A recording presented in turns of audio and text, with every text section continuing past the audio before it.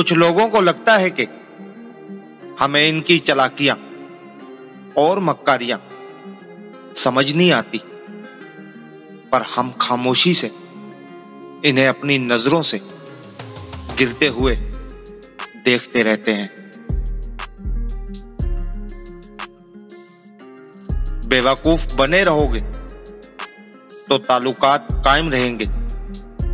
जिस दिन गलत को गलत कहना शुरू किया, ताल्लुकात भी खत्म और राब्ते भी खत्म।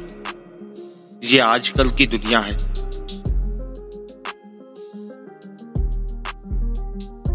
अल्हम्दुलिल्लाह जिंदगी बहुत खूबसूरत है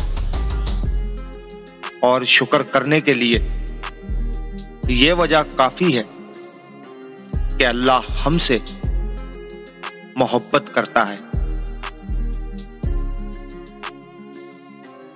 इस जगह मत जाओ जहां लोग तुम्हें बर्दाश्त करते हो, वहां जाओ जहां लोग तुम्हारा इंतजार करते हो।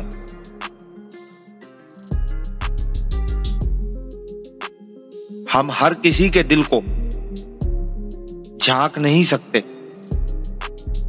और ना ही जान सकते हैं कौन हमारे साथ कितना मुखलिस है, लेकिन वक्त और रवैये इंसान को एहसास दिला देते हैं कि कौन आपका कितना खैर ख्वाह है।